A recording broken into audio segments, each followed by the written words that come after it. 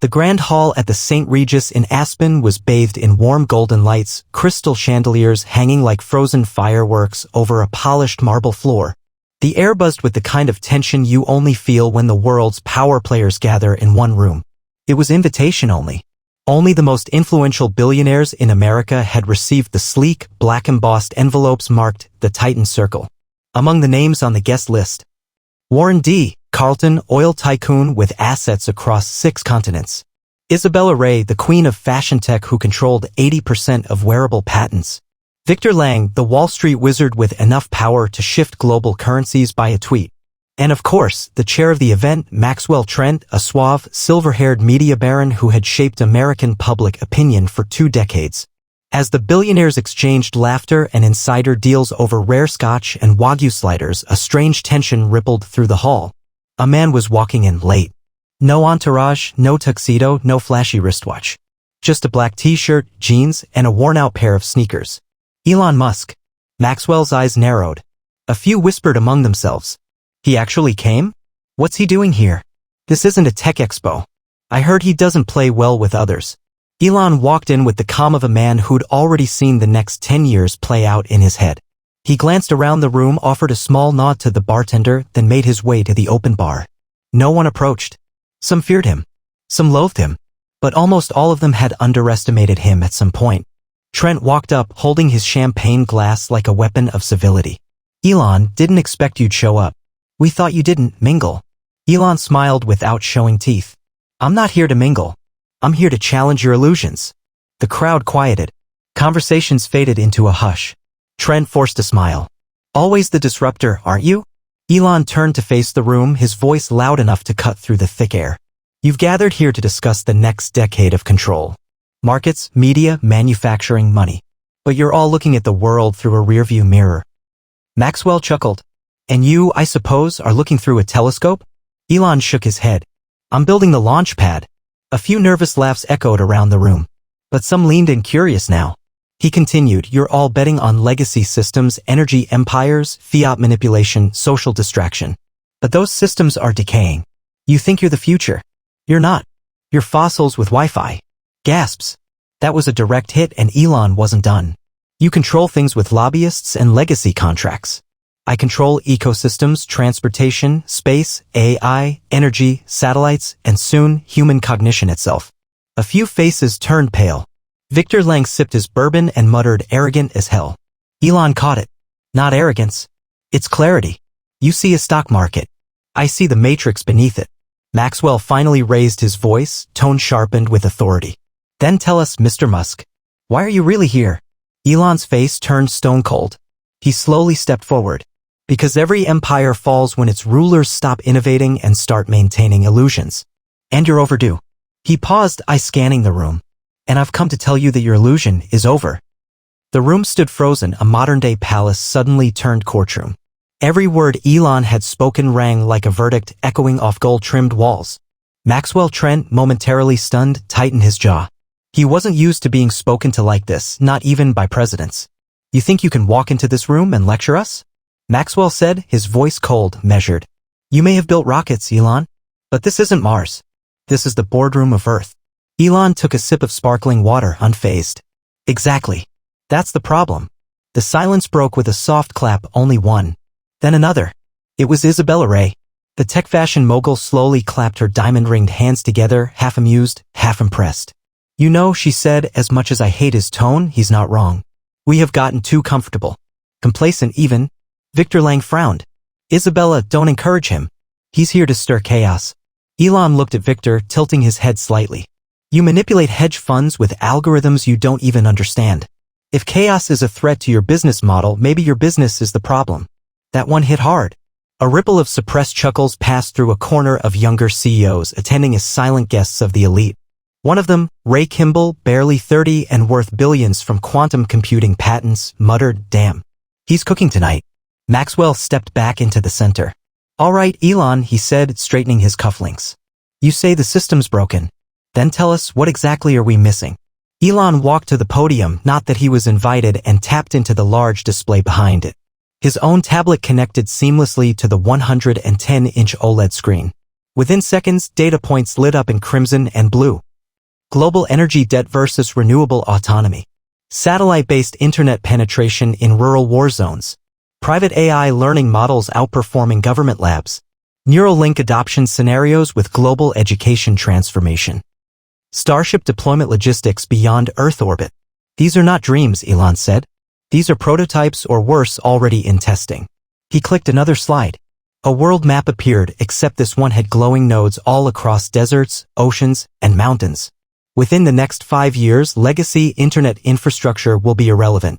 Starlink satellites will deliver free or low-cost high-speed internet to every village, every remote island, every jungle base camp. Do you know what that means? Maxwell raised an eyebrow. It means more connectivity. So what? Elon locked eyes with him.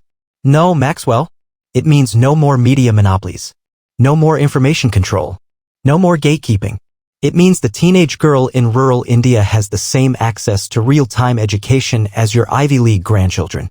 That silenced the room again. Isabella leaned forward, intrigued. But how do you profit from that? What's your endgame? Elon shrugged.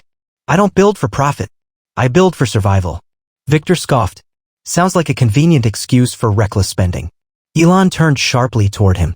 Profit is a byproduct of alignment with the future. You chase profits. I chase humanity's trajectory. One of us will still be relevant in 20 years. Guess who? Boom. A soft gasp came from the corner. Maxwell clenched his fist but smiled tightly. You speak as if you're invincible. I'm not, Elon replied. But I'm inevitable. The lights dimmed slightly as the screen behind him morphed again, this time a real-time simulation of Neuralink's next-gen interface connecting a child with dyslexia to an AI tutor, improving comprehension in minutes. Another video clip showed Tesla bots in disaster zones rescuing people from rubble without risk to human responders. This isn't a pitch, Elon said. This is a warning. You can either join the next wave of human progress or get swept under it. The silence that followed was thick with a strange mix of awe and unease. For a moment, it felt like the entire weight of the room, the suits, the gold, the billions in collective net worth had shifted just slightly toward Elon. But then came the pushback. Enough, Maxwell snapped. You think you're some sort of messiah, Elon? Let's not forget, your rockets exploded, your cars caught fire, your tweets tanked markets. You've lost billions more than most of us ever will. Elon leaned back, arms folded, a faint grin on his face. And I'm still here. Because I fail forward. You fail and sue someone. The room chuckled nervously, but Victor Lenk stood up now, eyes blazing. You talk about innovation, but you don't build alone. You use subsidies, governments, taxpayers. Don't pretend you're some lone ranger saving humanity. Elon didn't flinch. You're right, he said calmly. I used the system to break the system. That's what makes me dangerous. I understand the machine and how to rebuild it. Ray Kimball, the youngest billionaire in the room, stood slowly. Elon, with all due respect, are you saying that the rest of us here are obsolete? Elon turned to him, expression suddenly softer. No, not obsolete. Just misdirected. You've been playing the same game for decades. Win more. Control more. Earn more. But you've forgotten to ask the most important question. Ray raised an eyebrow. Which is, what happens after we win? That hit deep. The question hung in the air like smoke. Elon walked slowly toward the middle of the room now, not the disruptor anymore, but something else, something more prophetic. You all talk about legacy. Trusts. Family wealth. Foundations. But what if the real legacy is whether or not your grandchildren have a habitable planet? Or the freedom to think without algorithmic control? Or the chance to learn without being owned by an institution? Isabella looked around the room, and for once, no one had a rebuttal.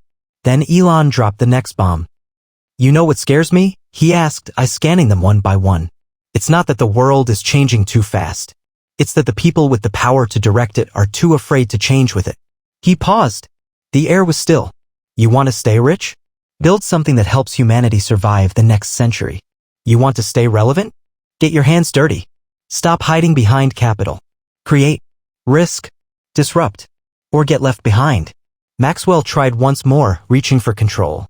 You say that as if you're a god, Elon. No, Elon replied, voice low. I say that as a man who knows gods don't show up. So it's up to us. The screen behind him flickered off. No fanfare. No applause. Just silence. Elon placed his tablet in his coat pocket and began walking toward the exit. Ray Kimball called out, wait, what would you do if you were us? Elon stopped at the doorway. Turned. Start acting like you don't have time. Because you don't. And with that, he was gone. The heavy doors closed behind Elon Musk with a muted thud, but the impact of his words lingered like a storm that had passed, leaving wreckage and awakening in its wake. For a while, no one moved. Maxwell Trent sat down slowly. His face, usually hard as granite, was unreadable. His fingers tapped the polished mahogany armrest as if trying to process what had just unfolded.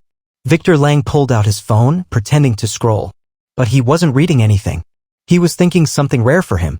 Isabella Ray leaned forward, elbows on the gleaming obsidian conference table.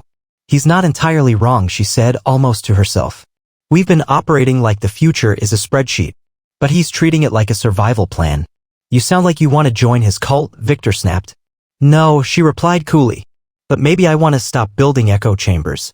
At the far end of the room, Ray Kimball was already sketching something on a tablet. New ideas. A new architecture. Something bold, something not designed to impress board members but to actually matter. Maxwell finally stood up and cleared his throat. We've allowed a disruptor to walk into our sanctum, he began, trying to reclaim the room. And while some of what he said was provocative, let's not forget Musk operates in chaos. He's allergic to order. That kind of thinking might inspire the media, but it destroys balance. Balance is what keeps us stuck, Ray said, still drawing. What if we built something that made even him think twice? Maxwell narrowed his eyes. You planning to become the next Musk? Ray smiled faintly.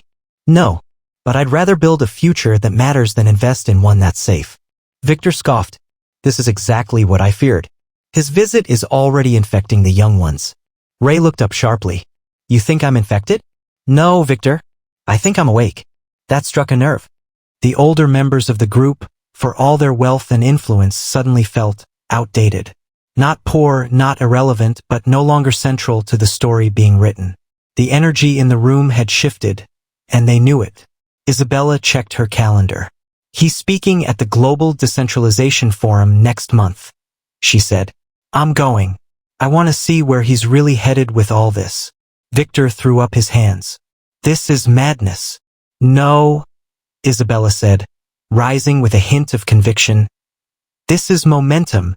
Across the room, one of the quietest attendees, a climate tech billionaire named Elena Mendez, finally spoke. I've been trying to fund low-cost energy grids in sub-Saharan Africa for 5 years. Governments drag their feet. Banks don't care. But with just one satellite, Starlink gave them internet. Overnight. She looked around, voice firm. Elon didn't just walk into this room and destroy our egos. He reminded us that our power means nothing if it doesn't lift others. Now, even Maxwell couldn't find a retort. The conversation shifted. Ideas were tossed back and forth. Investments were discussed, not just for profit, but for purpose. A few began phoning their teams, requesting reports on Neuralink, Starship, AI teaching models. The very things they had scoffed at an hour ago were now occupying the front of their minds. What Elon had done wasn't a takedown. It was a reset. One meeting. One man. A room full of billionaires, and he'd flipped their worldviews like a light switch. And yet, even as conversations resumed, the question he left behind echoed like a whisper through the halls. What happens after we win? Far from the opulent conference room, Elon Musk sat in the back seat of his Model S, eyes fixed on the city lights zipping past. He was silent, hands folded, mind already elsewhere, perhaps on Mars, perhaps on some yet unborn AI, or perhaps simply reviewing what had just occurred. Beside him, his assistant, Jordan, hesitated before speaking. So, did it go how you expected? Elon glanced at him. No. Jordan waited. It went better, Elon finally said. Back in the skyscraper's 57th floor boardroom, a quiet revolution had begun. 1 week later, across Silicon Valley, a ripple had turned into a wave. Ray Kimball made headlines for pledging $1 billion to build open-source, AI-powered education for underprivileged children in rural America. His initiative? Inspired by Elon's challenge, don't protect your fortune, use it. Elena Mendez had partnered with SpaceX to build low-cost, solar-powered energy hubs in remote African villages paired with Starlink internet. The press dubbed it the Mendez-Musk model. Isabella Ray announced her venture capital firm would now fund only moonshot technologies, startups working to solve existential human problems like water scarcity, mental health, and clean transportation. Maxwell Trent? He remained resistant. On the surface, his empire stayed the same, structured, powerful, stable. But insiders whispered of late-night meetings, of Maxwell watching SpaceX launches in his private library, of sudden inquiries into biotech, quantum computing, and next-gen batteries. He wouldn't admit it out loud, but Musk had gotten to him. 3 months later, the turning point. An invitation went viral across global networks. The future isn't a bet, it's a build. Join us. It came from a new think tank, launched by Ray, Elena, and Isabella, with silent support from, yes, Elon Musk. The goal? To bring together action-oriented minds, entrepreneurs, engineers, scientists, and yes, even billionaires who were tired of maintaining wealth and ready to use it to build something lasting. They called it the ARC Project. Its mission? To safeguard humanity by accelerating technologies that protect life, expand consciousness, and ensure survival beyond Earth. In the first year alone, the ARC Project launched. A global AI teacher assistant for children in over 20 countries. A vertical farming initiative that fed 500,000 people. A neurotech lab studying memory restoration for Alzheimer's. An interstellar education platform preparing the next generation of scientists for space colonization. And all of it? Rooted in the conversation that happened that one night. Meanwhile, Musk? He kept building. Starship went orbital, Starlink reached every continent, and Neuralink made a major medical breakthrough. But he also kept quiet. Elon wasn't interested in being the center of attention anymore. That night with the billionaires wasn't about showing off, it was about planting seeds. He knew they had money. He just wanted to remind them they also had time and responsibility. 1 year later, the legacy. A journalist sat across from Ray Kimball, now seen as one of the most forward-thinking billionaires in the world. People say Musk changed you. That he woke you up. Ray smiled. Not just me. He reminded all of us that the game we were playing was too small. He didn't ask us to worship him. He asked us to evolve. And when someone like Elon walks into a room, not with demands, but with vision, you listen. The journalist leaned in. Do you think Musk changed the world that night? Ray shook his head. No. He did something bigger. He made the right people want to change it themselves.